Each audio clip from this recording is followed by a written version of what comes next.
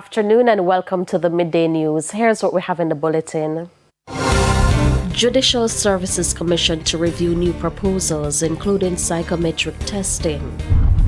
Police fatally shot alleged area don in St. Andrew. And later in sports, start of play on the third and final day of Issa Spalding Cup final delayed due to a wet outfield. Thank you for joining us. I'm Shamela Pullen. Here are the details. In a move to strengthen the judicial recruitment process, the Judicial Services Commission is set to review new proposals, including the use of psychometric tests. Chief Justice Brian Sykes made the announcement at King's House on Thursday. Karen Simpson reports.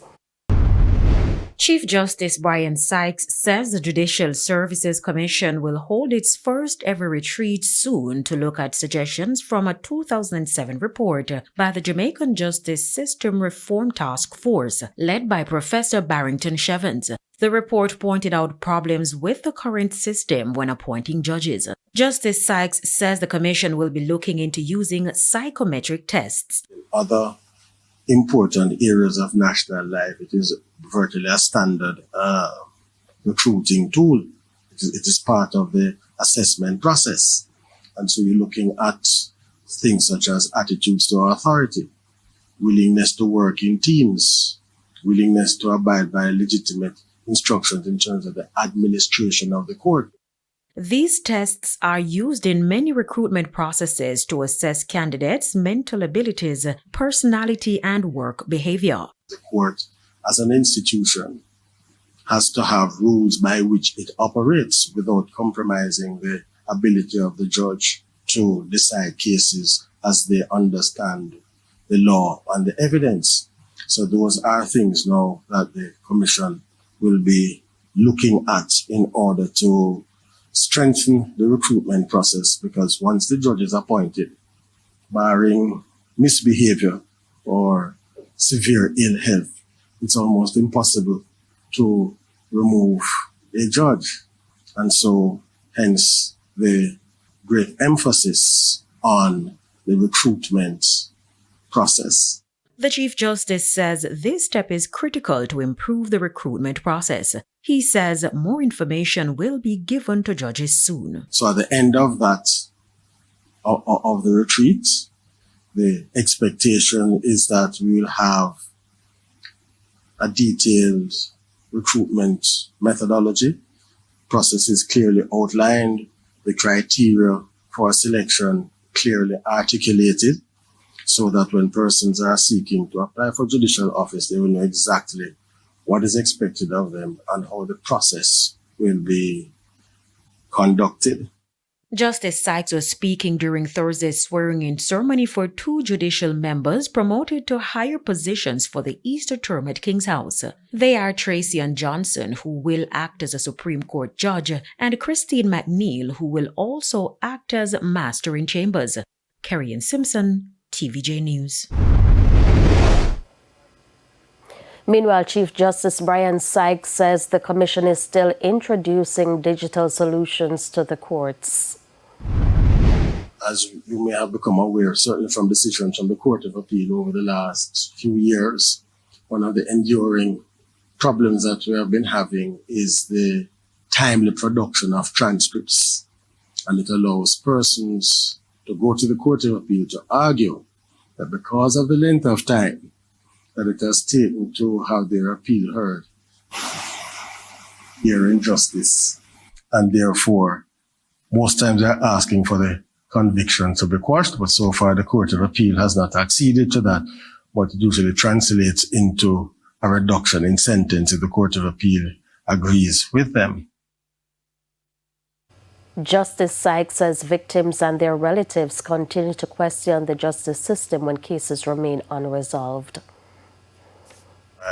Deon Jackson Miller a few weeks ago, where an incident occurred in 2004, I think it was, and the judge decided that because of the long delay, there would be a permanent stay issued. So I'm not criticizing the judge or anything like that, but just to make the point that the delays resulted in the case ultimately being dismissed. Police this morning fatally shot Shaquille Dawkins of 100 Lane off Red Hills Road in St. Andrew. Dawkins, who was also known as Dawg Teeth or Triple Chain, is said to be an alleged don in the area. According to reports, he was killed during a confrontation with the police around 8:30 a.m. There is now a strong police presence in the area. Clarendon is now seeing a 49% drop in murders. Acting Senior Superintendent of Police Shane McCullough says for the first time in over 15 years, the parish recorded fewer than 70 murders. SB McCullough credited police efforts on gangs and intelligence-led operations. So our strategies that we have employed, they are continuous. So there's a follow-through from last year into this year. Our focus is on gang reduction in terms of that. And we're also pushing strongly our proactive component of policing. Clarendon was always a parish that contributed significantly to the murder rate. We're happy to see that is being reversed. The objective now is to make these reductions permanent and sustained. Prime Minister Andrew Holness urged the Clarendon Divisional Head to focus on domestic violence and land-related killings, as well as predial larceny. SSP McCullough says the team is closely collaborating with the predial larceny unit. He is giving charge to that. So what we have done, where the Farmers Watch groups were defunct, we have started to revitalize that. We have a team that is specifically geared towards predial larceny enforcement. So, and we'll be launching in the next couple of days a 30-day operation specifically geared around predial larceny prevention. The Ministry of Finance has strongly criticized the Jamaica Teachers Association over its claims that the ministry had committed to beginning increment payments in April 2025. In a statement, the ministry said there was no agreed timeline. It comes in response to a memo from the JTA to its members noting the timeline. The Ministry of Finance reiterated its commitment to the payment of increments negotiated through the Jamaica Confederation of Trade Unions. Action is needed now. The call by business operators in Negril, who are again being impacted by smoke from the morass, which is again on fire. Details in this report. Another health concern is brewing in Negril as the morass in the area is on fire, blanketing sections of a resort area in smoke. It has led to renewed calls for urgent action to be taken to address the frequent fires. Funds have been allocated in the past to wet the Negril Great Morass. Residents say for years there has been talk, but as it relates to action, nothing. They are hoping that the frequent fires can be mitigated, as they fear if nothing is done in the short to medium term, the issue will only get worse due to the impact of climate change. It's a very serious situation that we need to look into very, very quickly.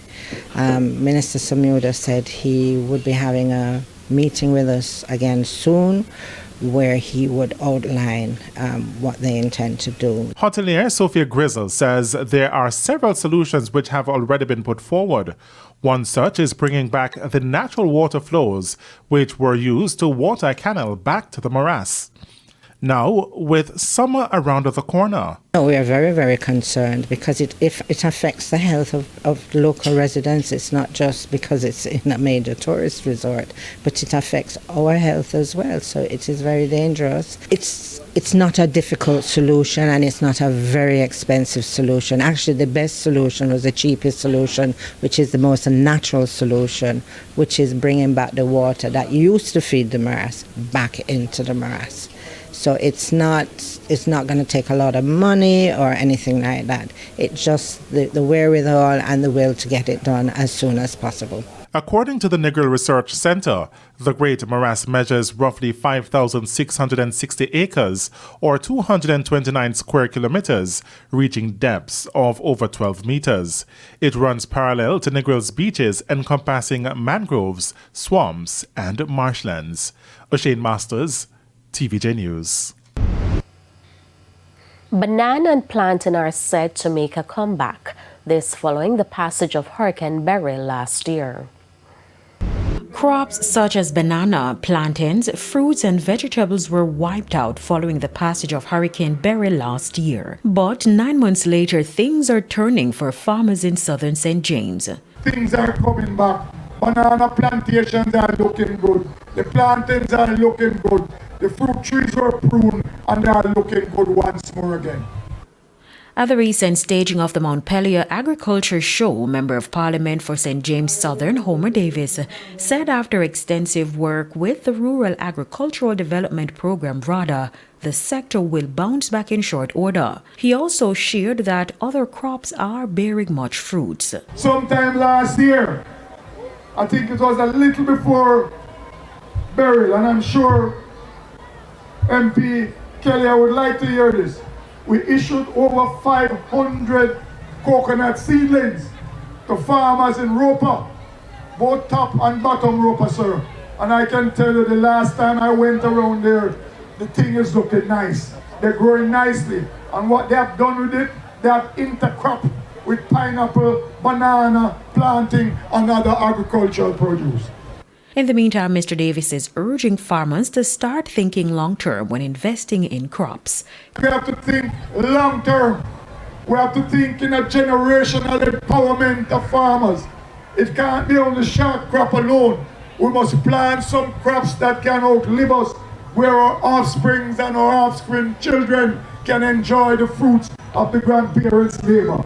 Kerry and Simpson, TVJ News. It's time for a break. Stay with us for stories when we return.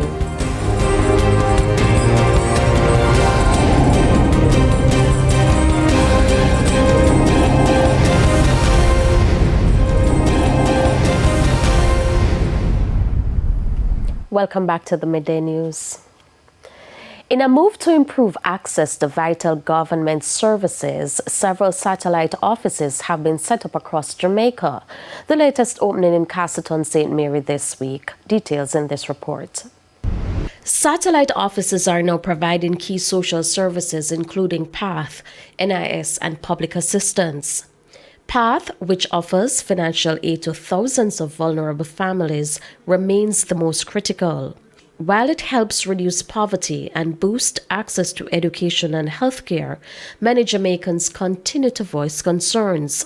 When they visit your home and they say to you that you don't deserve it because you have a fridge or you have a flush toilet and things like that, and you are not entitled to that. They oftentimes do that and say that. Did they do that with you? Yes. But how would they come if it? They come to your home and visit you. No, when you say they came, did you go through the process to be verified? Yes. No, I don't know. If you got through the first process, then they would have come to verify. So nobody would have come to visit your home to do that. You would have heard of that happening many times, and I've heard of it too. And that's why we're actually doing this review. That's why we are out. Minister of Labour and Social Security, Pernell Charles Jr. says there are currently 26 satellite offices operating across 7 parishes in Jamaica, with 4 located in St. Mary alone. Therefore, Mr. Charles is urging Jamaicans to utilize the services. If you apply and do not immediately get approved. And so that's part of the process, because we have to ensure that the PATH program is doing the best job it can for Jamaica. That means we have to make the assessments. But we know that, the first phase is not the only phase. There is the appeal, so we'll express it with you, see if you get on immediately, and if not, we'll tell you exactly what to do. This is where we come into the community and offer services such as the public assistance, national insurance scheme.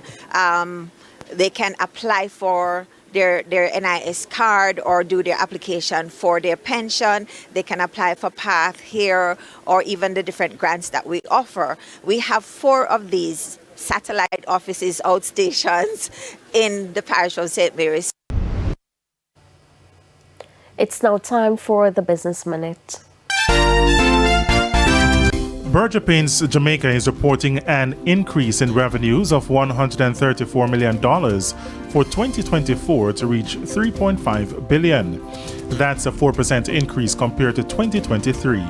The company in its annual report says its commitment to cost control and operational efficiency also yielded positive results, which included a 15% reduction in cost of goods sold and a 24% year-over-year increase in gross profit margins. Expenses, it says, totaled $1.76 billion, a slight increase of last year's $1.74 billion. Burgess says the performance last year led to the company earning profit before tax of $151.8 million, a $407 million improvement from the loss of $255.8 million in 2023. Further afield, California's economy has overtaken that of the country of Japan, making the U.S. state the fourth largest global economic force. Governor Gavin Newsom touted new data from the International Monetary Fund and the U.S. Bureau of Economic Analysis showing California's growth. The data shows California's gross domestic product GDP hit $4.10 trillion in 2024, surpassing Japan, which was marked at $4.01 trillion. The state now only trails Germany, China, and the U.S. as a whole. For the Business Minute, I'm Shane Masters. Time now for the top regional and international stories.